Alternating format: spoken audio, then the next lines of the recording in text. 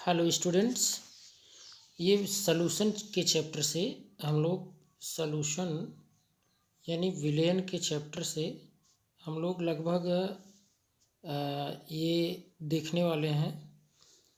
लगभग हम लोग 50 क्वेश्चन देखेंगे जो कि एग्ज़ाम में आते हैं। ठीक, वो लघुत्तरी प्रश्न के रूप में या फिर दीर्घोत्तरी प्रश्न के रूप में अभी नीचे मिलेगा। तो पहले तो ये लघुत्तरी प्रश्न आप देख लीजिए। एक एक करके हम लोग इनको देखते हैं क्या क्या पूछता है। देखिए फर्स्ट क्वेश्चन कि वाष्पशील विलेय युक्त विलेन के लिए राउल्ट का नियम समझाना है। यहाँ वाष्पशील विलेय रहे, ठीक, तो राउल्ट का नियम किस तरीके से उस पर अप्लाई होगा इसके बारे में देखना है। देखिए इसका आंसर भी यही मिलेगा आपको। ठोस द्रव विलयन का वाष्प दाब, ठोस द्रव यानी ठोस जो है ये विलेय है, द्रव जो है विलायक है। तो ऐसे विलयन का वाष्प दाब कैसे निकालेंगे। देखें, किसी विलायक में वो अवाष्पशील विलेय, अगर उसका वाष्प नहीं बनता, अवाष्पशील विलेय पदार्थ यानी ये सॉलिड के फॉर्म में है, तो इसको मिलाने से यानी मिश्रित करके गर्म करने पर विलयन का वाष्प दाब विलायक की तुलना में कम पाया जाता है। विलायक की तुलना में कम होगा कब? जब हम उसमें अवाष्पशील विलेय पदार्थ मिला देंगे। तो इसी को आप कह देते हैं कि यह वाष्प दाब का क्या है? अवनमन। अवनमन मतलब कमी है ना, यह वाष्प दाब का अवनमन कहलाता है। यदि शुद्ध विलायक का दाब P0 और विलयन का वाष्प दाब P हो तो वाष्प दाब अवनमन क्या होगा? P0 minus P। अब देखिए P0 जो है इसका P0 मतलब शुद्ध विलायक का वाष्प दाब, ये हमेशा अधिक होता है। किससे अधिक होगा? विलेन के वाष्प दाब के, क्योंकि उसमें अवाष्पशील विलेय मिला दिए थे। तो इसलिए P0 माइनस P या PS से भी रिप्रेजेंट कर सकते हैं आप। ठीक, अब देखिए ये प्रतिलोम परासरण को परिभाषित कीजिए। ये क्या है? जैसे ऑस्मोसिस आप सुने ही हैं, परासरण, तो रिवर्स ऑस्मोसिस, रिवर्स ऑस्मोसिस इसे कह देते हैं, रिवर्स ऑस्मोसिस। ठीक, रिवर्स ऑस्मोसिस यानी कि आरओ जिसे आप कहते हैं, आरओ है ना, आरओ, तो इसी को प्रतिलोम परासरण कहते हैं। इसको ज़रा समझिए है क्या।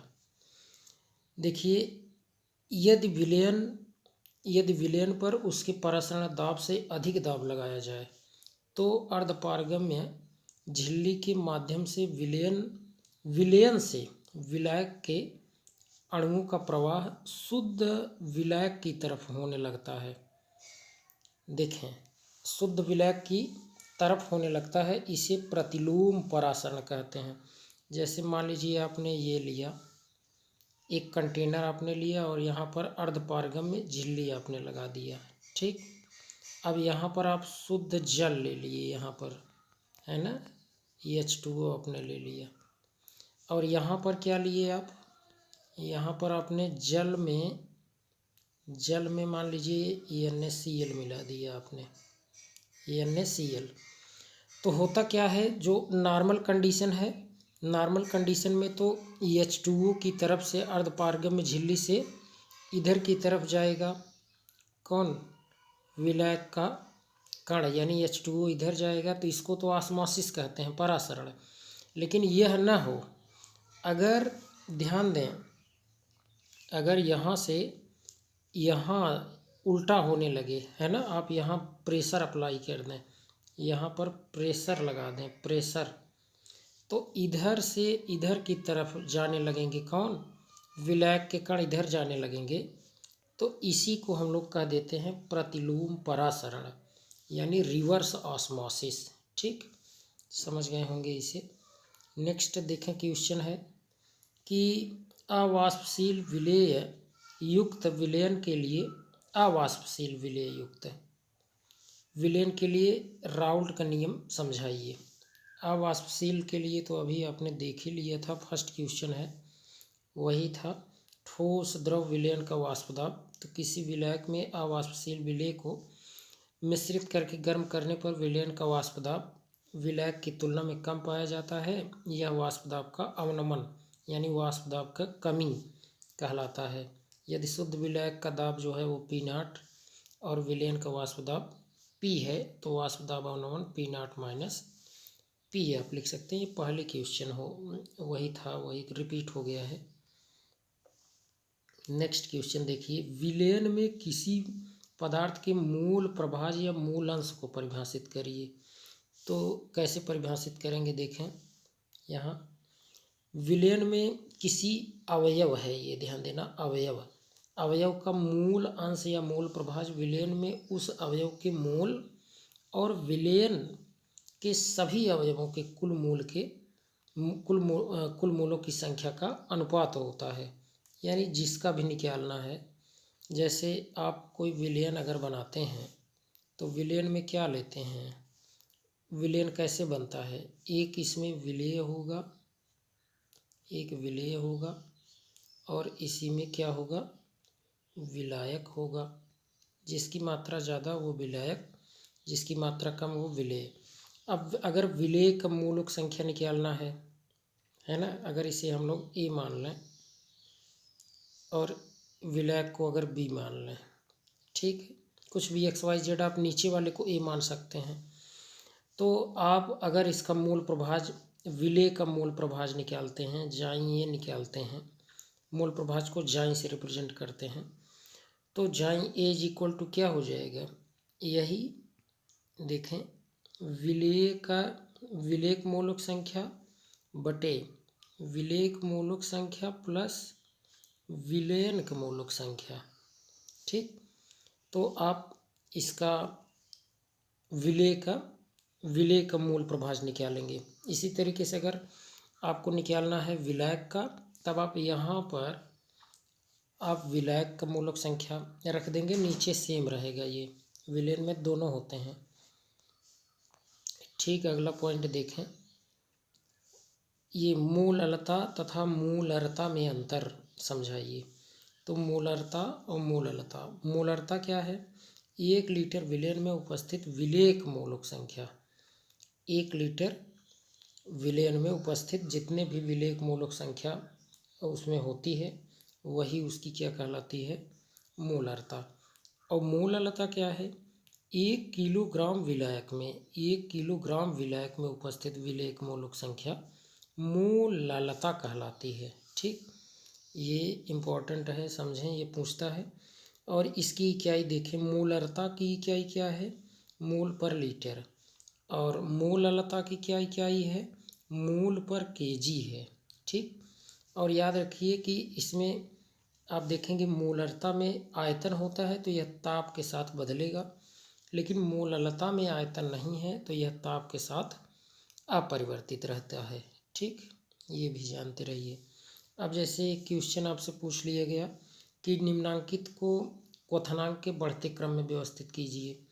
दिया है 0.1 MnA2SO4, फिर कामा, फिर 0.1 MnACl, फिर से कामा, 0.1 M मतलब मोलर या मोलरता आप कह सकते हैं, ये आपका C6H12O6 ग्लूकोज, फिर 0.1 MAl2SO4 का होल थ्राइस।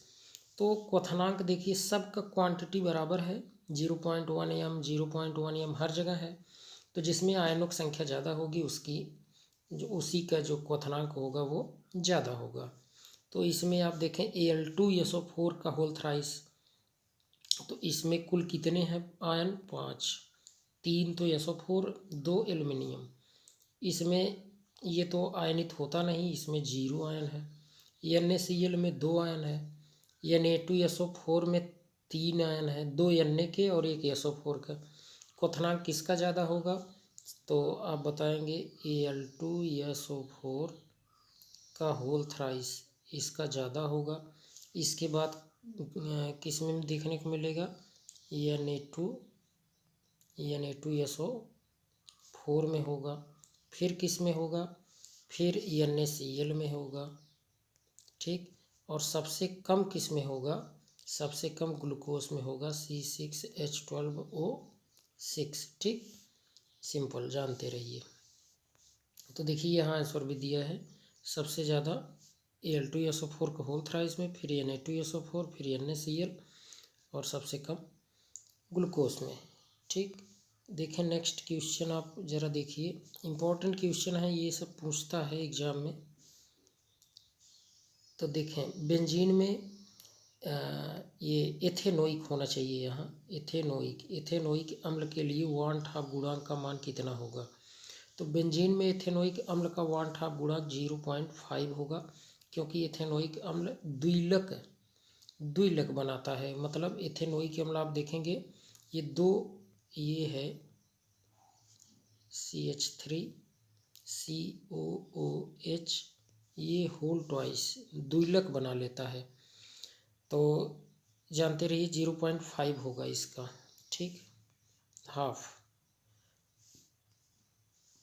ppm क्या होता है, ppm पार्ट पर मिलियन है ना। विलेय के भागों की वह संख्या जो विलयन के 1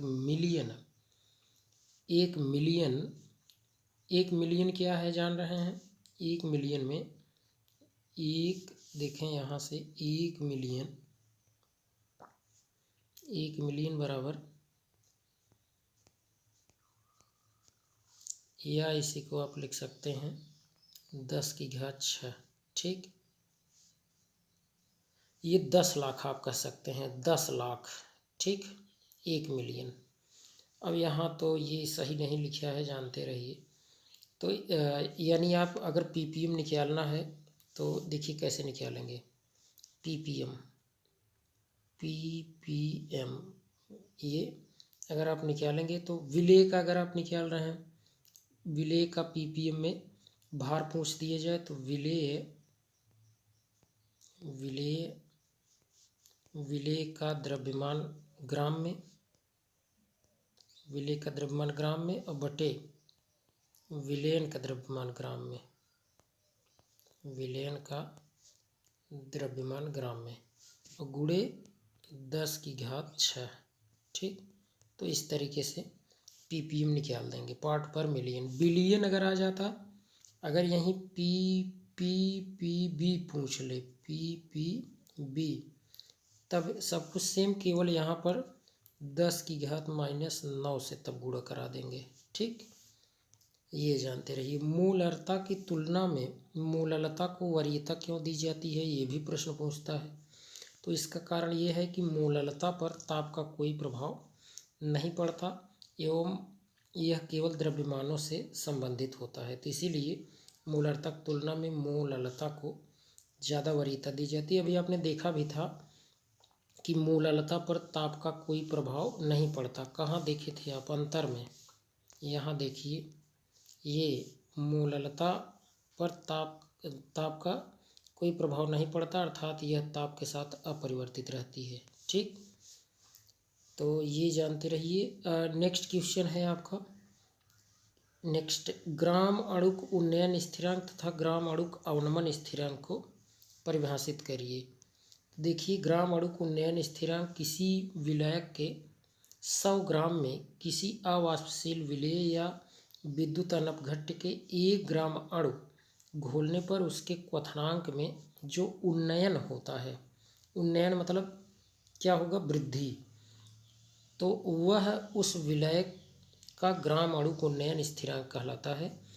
इसको के है ना, इसको के या K100 से व्यक्त करते हैं, वैसे के इसको के से व्यक्त करते हैं, जानते रहिए।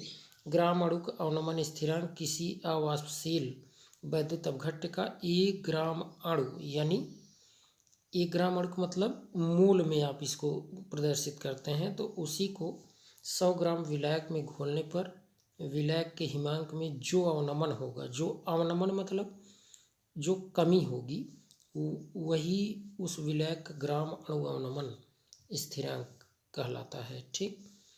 आदर्श और अनादर्श विलयन पूछता है। आदर्श विलयन किसे कहेंगे, तो ऐसा विलयन जो सभी ताप एवं सांद्रता पर राउल्ट के नियम का पालन करता है, उसे आप आदर्श विलयन कहेंगे। और यहाँ जैसे ये देखें, अवयव ए का आंशिक वाष्प दाब ये बराबर किसके होगा? तो ये अवयव ए का शुद्ध अवस्था में वाष्प दाब, आंशिक वाष्प दाब, और ये मूल प्रभाज अवयव ए का मूल प्रभाज, ये दोनों के गुणनफल होते हैं। और साथ में ऐसे ही अवयव बी का भी निकालेंगे, दोनों को आप ऐड कर देंगे, ठीक। तो ये होगा। अब आप जरा इसको देखें, अनादर्श विलयन क्या होता है? सभी ताप एवं सांद्रता पर जो राउल्ट के नियम का पालन नहीं करता है ना, जो राउल्ट के नियम पालन न करे वह अनादर्श विलयन है। दूसरा पॉइंट है, आदर्श विलयन में मिश्रण के आयतन पर कोई परिवर्तन नहीं होता, यानी डेल्टा वी मिक्सचर हमेशा ये 0 के बराबर होगा। लेकिन ये 0 के बराबर ध्यान दें नहीं होता। मिश्रण का आयतन में परिवर्तन delta V mixture is not equal to 0, ठीक।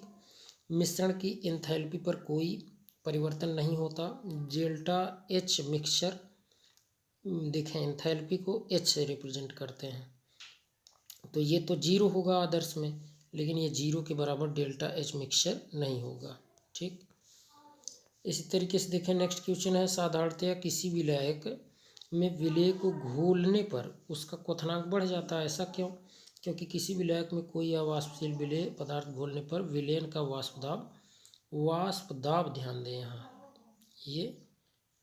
यहाँ क्या होना चाहिए?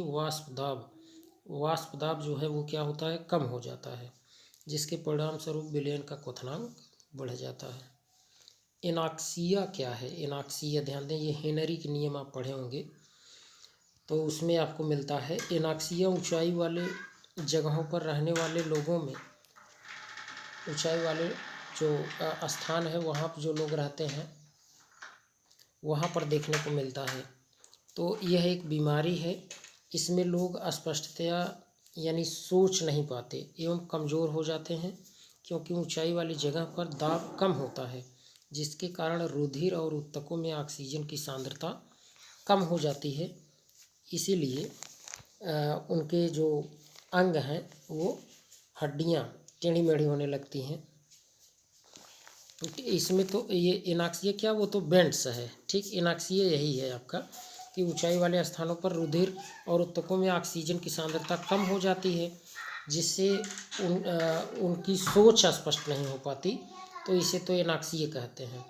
बेंड्स है जो अभी आपको आगे हो सकता मिले, उसमें हड्डियाँ टेढ़ी मेढ़ी होती हैं, ध्यान दें, है ना। जैसे आप देखते हैं कोई गोताखोर समुद्र में नीचे जाते हैं, तो सिलेंडर में अगर वो इसका ऑक्सीजन का अनुपात, हीलियम का अनुपात, नाइट्रोजन का अनुपातिक जो इनका मिश्रण है अगर नहीं लेकर जाते, तो वहाँ पर उनकी जब बाहर आते हैं तो उनके जो शरीर है और उसमें हड्डियाँ जो आप देख रहे हैं वो टेढ़ी मेढ़ी होने लगती हैं, तो उसको बेड्स कह देते हैं। आगे हो सकता है मिले भी देखें। प्रश्न संख्या नेक्स्ट देखें, 0.1 ग्लूकोज तथा 0.m सोडियम क्लोराइड विलयन में किसका परासरण दाब अधिक होगा और क्यों? तो इसमें 0.1 m सोडियम क्लोराइड के जलीय विलयन अधिक परासरण दाब को व्यक्त करता है। क्यों? क्योंकि इसमें Na+ और Cl- 2 आयन ये उत्पन्न करता है, जबकि ग्लूकोज का आयनन ही नहीं होता। तो परासरण दाब अणुसंख्य गुणधर्म का उदाहरण है। अणुसंख्य गुणधर्म आयनों की संख्या पर ये निर्भर करता है। अणुसंख्य गुणधर्म अणुओं की संख्या, इन गुणों में आयन अणुओं के समान व्यवहार करते हैं, मतलब आयन ज़्यादा बनेगा तो जानते रहिए परासरण दाब जो होगा वो अधिक होगा। हेनरी के नियम जरा देखें, यहाँ शॉर्ट में समझें, ये लघु उत्तरीय प्रश्न है। हेनरी के नियम, किसी द्रव में गैस की विलेयता गैस के दाब के समानुपाती होती है। मतलब P जो होगा, P ये किसके समानुपाती होगा? ये उसके मूल फ्रैक्शन की, या उसकी मात्रा क्वांटिटी, गैस की जो क्वांटिटी होगी वो किसके समानुपाती होगी तो आप कह सकते हैं उसके दाब के। तो ये दो तरीके से आप इसको दे सकते हैं, या मोल फ्रैक्शन को लेकर दे दीजिए या इसकी क्वांटिटी को लेकर दे सकते हैं। प्रोपोर्शनलिटी चिन्ह हटाएंगे तो KH आ जाएगा, जिसे KH क्या है, हेनरी स्थिरांक है। परासरण दाब किसे कहते हैं? परासरण दाब ध्यान दें, किसी विलयन को अर्धपारगम्य झिल्ली द्वारा अगर विलायक से पृथक करते हैं तो उसके परासरण को रोकने के लिए विलयन पर कम से कम जितना बाह्य दाब है, ये जितना बाह्य दाब लगाना पड़ता है वही विलयन का परासरण दाब कहलाता है। अगला है द्रवों के वाष्प दाब को प्रभावित करने वाले कारक क्या क्या हैं? तो देखिए, द्रवों के वाष्प दाब को प्रभावित करने वाले कारक मुख्य रूप से ये ताप है, द्रव की प्रकृति और श्यानता होती है। ताप बढ़ाने पर द्रवों का वाष्प दाब बढ़ जाता है। क्यों? क्योंकि अणुओं की गतिज ऊर्जा ताप बढ़ने के साथ बढ़ जाती है। द्रव की प्रकृति देखिए, द्रव कैसा है, पॉजिटिव है, नेगेटिव है, उसके मध्याकर्षण बल कैसा कार्य करता है, उस पर भी वाष्प दाब निर्भर करता है। तो द्रव की प्रकृति जरा देखें, जिन द्रवों का अंतरा आणविक आकर्षण बल कम होता है उन द्रवों का वाष्प दाब अधिक होगा, और जिन द्रवों का अंतरा आणविक आकर्षण बल अधिक होगा उनका वाष्प दाब कम होता है। सिंपल सी बात है। आप जानते हैं जैसे आकर्षण बल ज़्यादा होगा अगर, तो जल्दी वाष्प नहीं बनेगा, है ना। अगर आकर्षण बल कम है तो वाष्प जल्दी बन जाएगा। श्यानता जरा देखिए, विस्कोसिटी, जिन द्रवों की श्यानता अधिक होती है उनका वाष्प दाब कम, एवं जिन द्रवों की श्यानता कम होती है उनका वाष्प दाब अधिक। जैसे अभी शहद लिया जाए, शहद और जल, ठीक, शहद और जल। अब आप देखें इसमें किसमें बहने का गुण कम होगा, तो शहद में जो है बहने का गुण क्या होगा, कम। तो अब श्यानता अगर देखी जाए, श्यानता अगर देखें तो यहाँ पर किसकी ज़्यादा होगी, ज़्यादा होगी शहद की। जिसमें बहने का गुण कम उसकी श्यानता अधिक, लेकिन इसी का ठीक उल्टा होगा क्या, वाष्प दाब। अब वाष्प दाब अगर पूछा जाए तब वाष्प दाब ध्यान दें, शहद का क्या होगा, शहद का वेपर कम बनेगा, जल का ज़्यादा बनेगा, तब ये ऐसे हो जाएगा। ठीक, ये क्या है, ये आप बताएंगे, श्यानता नहीं है, यहाँ समझें, वाष्प दाब। तब वाष्प दाब जो शहद का होगा ये कम हो जाएगा, जल का क्या होगा, ज़्यादा। ये वाष्प दाब, यहाँ देखिए वाष्प लिखा होना चाहिए था, वाष्प दाब जानते रहिए, ये क्या है, वाष्प दाब। ठीक, वाष्प दाब जल का ज़्यादा हो जाएगा, क्योंकि शहद का जो श्यानता है वो क्या है, अधिक। तो एक दूसरे के ये क्या होते हैं, इन्वर्सली प्रोपोर्शनल।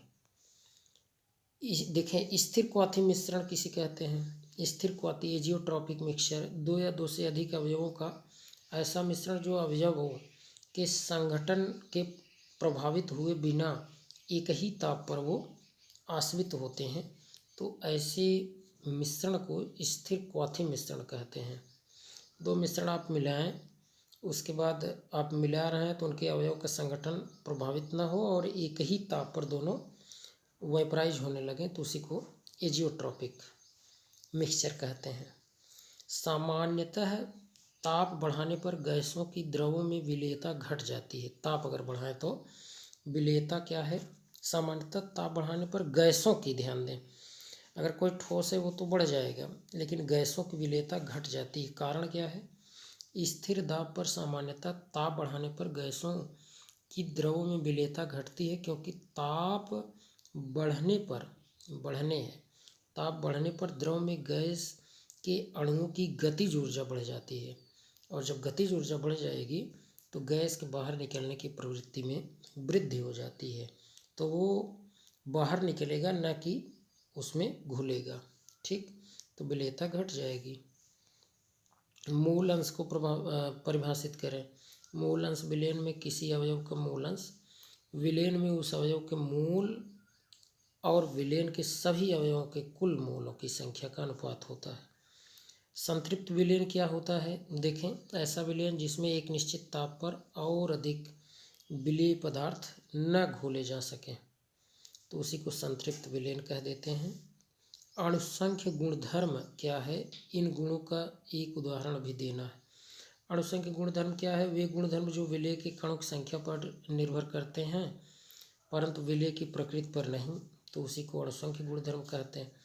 अब इसमें तो आपको देखने को मिलता है हिमांक का अवनमन, क्वथनांक का उन्नयन, है ना। आप और ये भी मिलेगा आपेक्षिक वाष्प दाब, है ना, आपेक्षिक वाष्प दाब का अवनमन, और इसके अलावा परासरण दाब भी आपको देखने को मिलता है। तो एक उदाहरण ये आप दे सकते हैं। सोडियम कार्बोनेट के 20% जलीय विलयन से आप क्या समझते हैं? सोडियम कार्बोनेट का 20% अगर है तो सोडियम कार्बोनेट के 20% जलीय विलयन का अर्थ है कि 20 ग्राम सोडियम कार्बोनेट विलयन के, देखिए यहाँ पर ये सही नहीं है, यानी कि यहाँ लिखना चाहिए था क्या 100। सोडियम क्लोराइड के 20% जलीय विलयन का अर्थ है 20 ग्राम सोडियम कार्बोनेट। ये 20 ग्राम सोडियम कार्बोनेट ये कितने विलयन के 100 विलयन के 100 ग्राम में उपस्थित है। यहाँ विलायक का भार ध्यान दें, विलायक का भार कितना है? पूरा ये विलयन है, ध्यान देना, विलयन के 100 ग्राम में, यानी कि अगर आप चेक करें विलयन, देखिए ऐसे समझें, इसका मतलब यही है कि 20 ग्राम क्या है? 20 ग्राम तो ये Na2CO3 है, प्लस 80 ग्राम क्या है?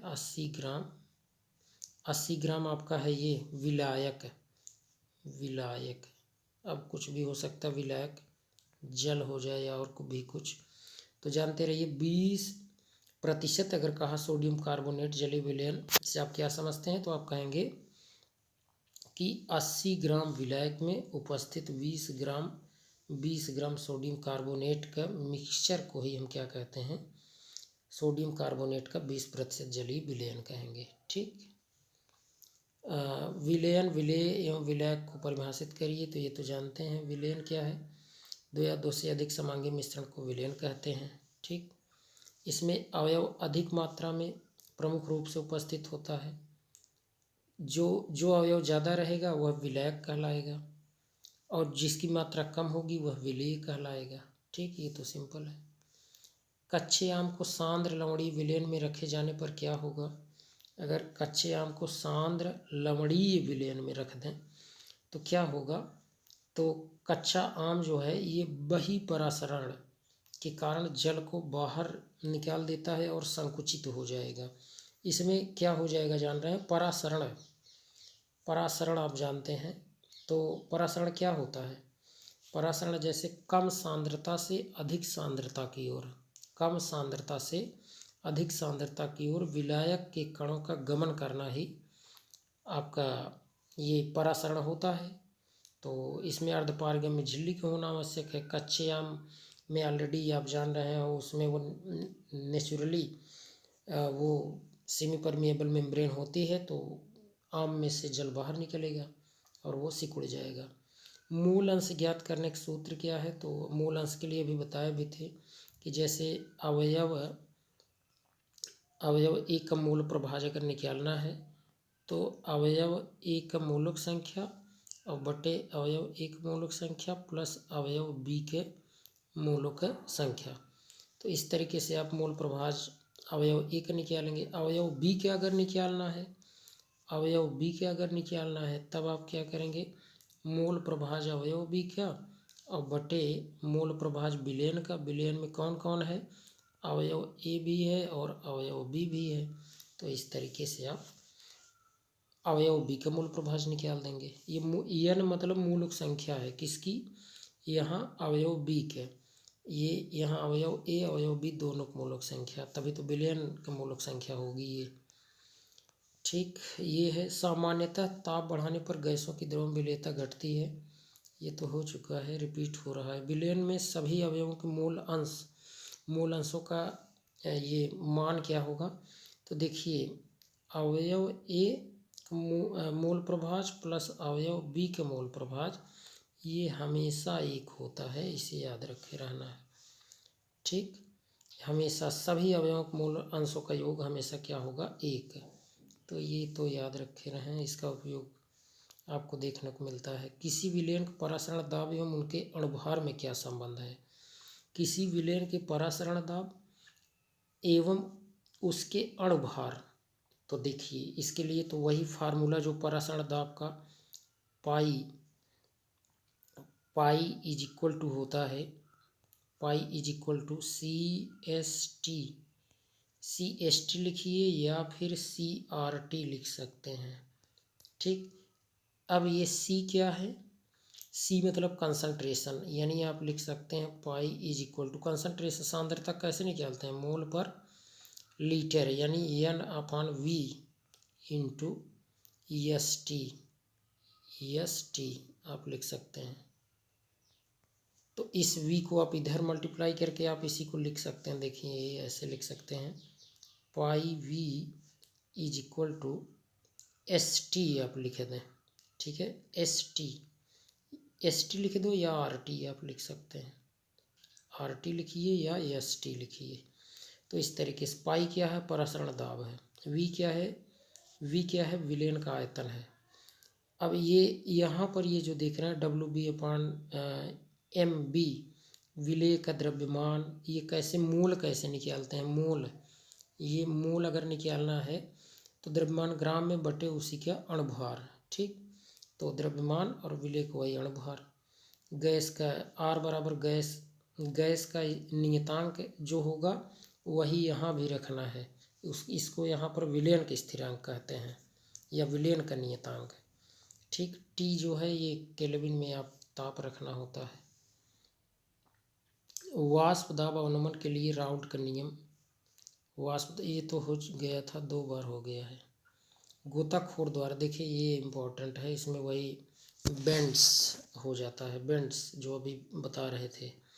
गोताखोरों द्वारा ले जाए जाने वाले ऑक्सीजन टैंकों में क्या होता है। गोताखोर द्वारा ऑक्सीजन टैंक में देखें 11.7% हीलियम, 56.2% नाइट्रोजन और 32.1% ऑक्सीजन का मिश्रण होता है। तो ये महत्वपूर्ण है, जानते रहिए, पूछता है कभी। मूलन उन्नयन स्थिरांक अथवा मूलल हिमांक स्थिरांक किसी एक विलयक के लिए निश्चित मान होते हैं। क्यों, क्योंकि मूलल उन्नयन स्थिरांक के का मान निम्न सूत्र द्वारा दिया जाता है। तो मूलल उन्नयन देखें यहाँ, मूलल उन्नयन तो K is equal to RT 2/1000, जहाँ T क्या है विलयक का क्वथनांक, और यहाँ देखें ये विलयक के वाष्पन की गुप्त ऊष्मा L बराबर आप लिख सकते हैं। ये चूँकि T एवं L, अब यहाँ देखें T आप रखिए, T एवं L के मान किसी विलयक के लिए निश्चित होते हैं, अतः K का मान भी विलयक के लिए निश्चित होगा। तो ये यहाँ पर देखिए आप ये जानते रहिए, जैसे K पूछ लिए जाए क्या होगा, K क्या है, तो ये क्या है मूलल उन्नयन स्थिरांक है। R क्या है आपसे पूछा जाए तो R बताएंगे, वही विलयन का ये स्थिरांक या फिर गैस स्थिरांक जो वैल्यू होता है। T क्या है, तो T बताएंगे आप एब्सोल्यूट टेम्परेचर 1000, तो वैल्यू आप रखते ही हैं। जल में सोडियम क्लोराइड घोलने से जल के क्वथनांक पर क्या प्रभाव पड़ेगा, तो आप जानते हैं सोडियम क्लोराइड का वेपर नहीं बनेगा तो क्वथनांक बढ़ जाएगा। ठीक है, क्वथनांक क्या है, बढ़ जाता है, देखिए क्वथनांक बढ़ जाएगा। क्वथनांक उन्नयन या हिमांक अवनमन की विधि से अणुभार ज्ञात करने में साधारण थर्मामीटर का उपयोग क्यों नहीं किया जाता, क्योंकि देखिए जो साधारण थर्मामीटर होता है, थर्मामीटर कहाँ से कहाँ तक टेम्परेचर मापता है। थर्मामीटर आप देखें, अब जैसे ये थर्मामीटर की बात की जाए, एक देखिए कई प्रकार के होते हैं। जैसे अगर आपसे पूछा जाए ये डॉक्टरी वाला थर्मामीटर, वो तो उसका मेजरमेंट अलग है। अगर तापमान कह रहा है, केवल तापमापी कहा, तब तो आप तापमापी -10 से 110 तक, इतने डिग्री सेल्सियस तक मापता है, ठीक। और अगर डॉक्टरी थर्मामीटर की बात की जाए तब ये कितना मापता है, तो आप कहेंगे 35 डिग्री सेल्सियस से लेकर के ये 42 डिग्री सेल्सियस तक ये डॉक्टरी थर्मामीटर मापता है। तो अब इसके रेंज में आप देखें यहाँ पर -10 से मापता है, तो लेकिन ये क्योंकि क्वथनांक में उन्नयन तथा हिमांक में अवनमन बहुत कम होता है, 0.01 डिग्री सेल्सियस की लघुत्तम माप के थर्मामीटर की आवश्यकता होती है। ऐसे में थर्मामीटर बैकमान ने बनाया था, जिसे बैकमान थर्मामीटर कहते हैं। तो यहाँ बैकमान थर्मामीटर का उपयोग किया जाता है, न कि साधारण, ठीक। साधारण थर्मामीटर का उपयोग नहीं किया जाता, जानते रहिए। बैकमान ने बताया था जो और कम टेम्परेचर को माप सकता है। तो ये हो जाएगा। और अगला देखें क्वेश्चन, यहाँ एक मिल रहा है, एक प्रोटीन के 0.2 लीटर जलीय विलयन में 1.26 ग्राम प्रोटीन है, 300 केल्विन पर विलयन का परासरण दाब दिया गया है, इतना बार है। तो प्रोटीन का मूलर द्रव्यमान का परिकलन, तो वही फार्मूला जो अभी आपने देखा था, ये पाई = CST, इसी का यूज करना है। अब इसी को आप लिख सकते हैं N/V/ST, या N के स्थान पर आप क्या लिख सकते हैं, देखें N के स्थान पर वही आप लिख सकते हैं कि विलेय का द्रव्यमान ग्राम में बटे विलेय का अणुभार, है ना। और ये V को इधर ले लीजिए, तो ये हो जाएगा क्या, पाई V को आप इधर पाई के साथ मल्टीप्लाई करा दीजिए ये, और विलेय का द्रव्यमान वही आप लिख दीजिए। तो विलेय का द्रव्यमान कितना दिया गया है यहाँ, देखिए एक प्रोटीन के 0.2 लीटर है, ये तो आयतन हो गया। विलयन में ये इतना प्रोटीन है, तो 1.26 यहाँ रख लेंगे, है ना। विलेय का यहाँ द्रव्यमान ध्यान दें, यहाँ मैं लिख दे रहा हूँ, विलेय का द्रव्यमान ग्राम में और बटे विलेय का अणुभार, इसी विलेय का क्या, अणुभार यहाँ रख लेंगे, और गुणे यही ST, ठीक। तो विलेय का द्रव्यमान जो ग्राम में दिया गया, यहाँ देखें हल है, यहाँ 1.26, और ये S का मान है। टेम्परेचर को आप केल्विन में रखेंगे, और उसके बाद अब पूछ रहा है उसमें क्या द्रव्यमान पूछ रहा है, तो आप इसको सॉल्व कर लेंगे, तो ये आपका आंसर आ जाएगा, ठीक। अब आप चेक करें तो हिमांक अवनमन विधि से किसी आवासशील पदार्थ का अणुभार ज्ञात करने का सूत्र क्या है। तो ज्ञात करने का सूत्र आप देखें, यहाँ पर आपको देखने को मिलेगा, ठीक। ये EMB क्या है, MB क्या है, तो विलेय का अणुभार, ठीक। अणुभार वही निकालना ही है। तो अणुभार बराबर क्या हो जाएगा, KF, यानी मोलाल नहीं, मोलल अवनमन स्थिरांक गुणे विलेय का द्रव्यमान ग्राम में, और गुणे 1000, गुणे क्या करेंगे 1000, ठीक। और उसके बाद ये आपका बटे में करके मिलेगा, ये बटे होने चाहिए, बटे विलायक का भार ग्राम में, और ये हिमांक में अवनमन ΔTF है। ये इतना सब करना पड़ेगा, इसके बाद आपका वैल्यू निकलेगा, ठीक। अब इसके लिए आपको देखिए किस तरीके से आप इसको देखते हैं, तो ऐसे इसको लिखते हैं, देखिए मूलल जब भी निकालते हैं ΔTF, ज़रा देख लीजिए इसको। ΔTF क्या है,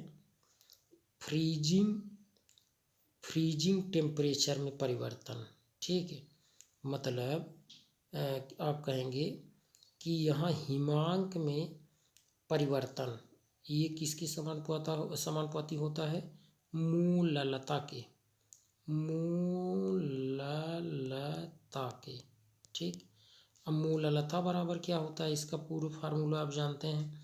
मूललता बराबर मोनों की संख्या बटे विलायक का, यानी आप कहेंगे मूलक संख्या, किसकी मूलक संख्या, विलेय, विलेय की मूलक संख्या बटे विलायक का द्रव्यमान ग्राम में। तो इसी तरीके से आप इसको पूरा डिराइव करके निकालेंगे। तो ये फार्मूला आपसे वहाँ अणुभार पूछता है, अणुभार विलेय का पूछेगा तो उसी को निकालना होता है। ठीक, यहाँ अगर कम समझ में आ रहा हो तो देखें। ये समपराशरी विलयन क्या होता है। समपराशरी, सम मतलब समान, और पराशरी यानी परासरण तो ऐसे ही समझ गए होंगे, आइसोटोनिक, आइसोटोनिक सी है। समपराशरी विलयन ऐसे विलयन जिनका परासरण दाब समान ताप पर समान हो तो समपराशरी विलयन कहलाते हैं। इनकी मूलर सांद्रता समान होती है।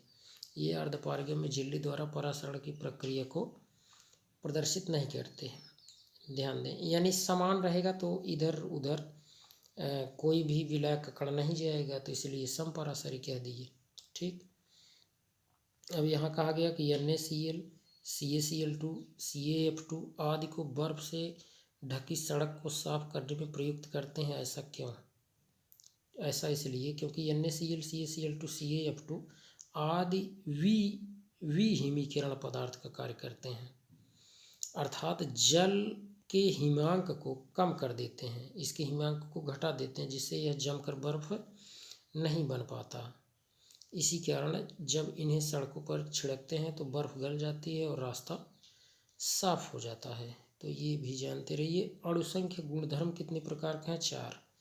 एक तो क्वथनांक में उन्नयन, हिमांक में अवनमन, वाष्प दाब में कमी यानी अवनमन, और परासरण दाब। 4 होते हैं ये अणुसंख्य गुणधर्म, इसे याद रखे रहें। प्रश्न संख्या 40, 50 प्रश्न है टोटल। जल में चीनी या नमक मिलाने से जल का क्वथनांक क्यों बढ़ जाता है? क्यों? तो वाष्प दाब, देखिए आप ये जानते हैं क्योंकि चीनी और जो ये नमक, ये दोनों जो हैं इनके वाइपर बनते नहीं, जल का वाइपर बनता है, तो निश्चित रूप से क्वथनांक बढ़ जाएगा। क्योंकि अवाष्पशील विलेय को जल मिलाते हैं तो जल का वाष्प दाब क्या होगा? घट जाता है। और यही कारण है कि कुछ विलेय के कण विलायक की सतह को घेर लेते हैं, जिसके कारण वाष्प दाब कम हो जाता है, और वाष्प दाब को वायुमंडलीय दाब के बराबर करने के लिए उसे अधिक ताप देना पड़ता है, जिस कारण क्वथनांक बढ़ जाता है। जल में NaCl घोलने पर विलयन के हिमांक पर क्या प्रभाव पड़ेगा? अब देखिए, जल में NaCl अगर घोल रहे हैं तो देखें, यहाँ से देखिए, जल में नमक घोलने पर नमक के अणु जल की सतह पर कुछ भाग घेर लेता है उसकी सतह को, अतः वाष्पन के लिए उपलब्ध आपेक्षिक पृष्ठ सतह कम हो जाती है जब घेर लेगा। इसके परिणाम स्वरूप वाष्पन कम हो जाएगा, अतः हिमांक भी कम हो जाएगा। जब वाष्पन कम हो जाता है तो हिमांक भी घट जाता है। जल में एसीटोन घोलने पर उनके क्वथनांक पर क्या प्रभाव पड़ेगा? जल में एसीटोन घोल रहे हैं तो एसीटोन वाष्पशील द्रव है। अब विलयन का क्वथनांक जल एवं एसीटोन के क्वथनांक के मानों के बीच ही रहेगा। राउल्ट का वाष्प दाब अवनमन का नियम लिखिए और इसकी कमियां भी लिखिए। तो राउल्ट के नियम के अनुसार किसी विलयन को वाष्प दाब का अपेक्षिक अवनमन विलेय पदार्थ के मूल प्रभाज के बराबर होता है। ये तो आप पढ़े हैं पहले से ही, जहाँ पर P तथा PS, P तो टोटल वाष्प दाब होता है यानी कुल वाष्प दाब, और PS क्या है? विलयन का वाष्प दाब। क्रमशः देखें यहाँ लिखा हुआ गया है, विलायक तथा विलयन का वाष्प दाब है ना। विलायक तथा विलयन का, सलूशन का आप कह देंगे। PS मतलब सलूशन, और P मतलब शुद्ध विलायक का, यानी कि P0 वैसे लिखता ज़्यादा बेटर था, P0 होता ही है शुद्ध विलायक का वाष्प दाब। और N1 N2 क्रमशः क्या है? अरे ये आप पढ़े होंगे, उसमें वाष्प दाब का अपेक्षिक अवनमन में जिसे आप कहते हैं P0 minus PS is equal to क्या होगा? यही N1 अपान N1 प्लस N2, या इसे कह सकते हैं Na बटे Na प्लस N2। ठीक, ये अब यहाँ पी नॉट क्या है? पी नॉट है विलायक का वाष्प दाब। पी एस क्या है? विलयन का। ये विलायक का, ये विलयन का वाष्प दाब। ये क्या है? ये अवयव प्रथम का मूलक संख्या और ये विलयन का मूलक संख्या, दोनों जोड़ दीजिए। कमियाँ क्या है राउल्ट के नियम की, जरा देखें। राउल्ट का नियम तन विलयनों पर लागू होता है। सांद्र विलयन राउल्ट के नियम से विचलन प्रदर्शित करते हैं। यह नियम केवल अवाष्पशील पदार्थों के विलायकों पर लागू होगा। अवाष्पशील जिसके व्युत्पन्न बनते हैं। वैद्युत अपघट्यों के विलयनों पर राउल्ट का नियम लागू नहीं होता।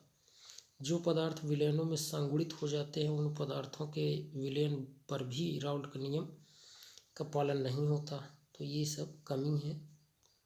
एक अवाष्पशील विलेय को किसी विलायक में मिलाने से उसका वाष्प दाब, ये तो हमेशा ये दोहरा रहा है। स्थिर क्वाथई, ये भी हो गया है आपका।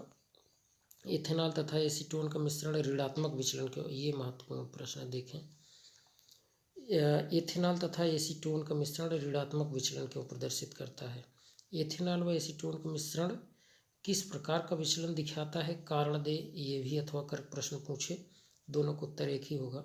इथेनॉल एसीटोन का मिश्रण जब बनाया जाता है तो अंतरा आणविक हाइड्रोजन बंध हो जाता है, इसके मध्य कार्य करने लगता है, तो नया आकर्षण बल उत्पन्न होता है तथा आकर्षण बल प्रबल हो जाता है, जिसके कारण विलेय विलायक अणुओं के मध्य अन्योन्य क्रियाएं विलेय विलेय तथा विलायक विलायक की अपेक्षा प्रबल हो जाती हैं और इसी कारण इथेनॉल तथा एसीटोन का मिश्रण ऋणात्मक विचलन प्रदर्शित करता है। तो ये जानते रहिए। और ये देखें यहाँ आदर्श विलयन अनादर्श विलयन क्या है? आदर्श विलयन आप जानते हैं, ऐसा विलयन जो सभी ताप व सांद्रता पर राउल्ट के नियम पालन करता है उसे आदर्श विलयन।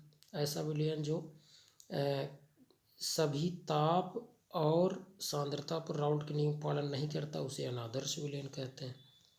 ये तो आप देख चुके हैं। और देखें ये बेसों की द्रवों में विलेयता को प्रभावित करने वाला कारक वही कारक रहेगा, ताप, दाब और ये विलेय और विलायक की प्रकृति। तो ये तो ऑलरेडी आप देख भी चुके हैं पहले, तो इसको देखने की जरूरत नहीं। देखें क्वथनांक उन्नयन विधि से किसी अवाष्पशील पदार्थ का अणुभार भी निकालना आप देख चुके हैं।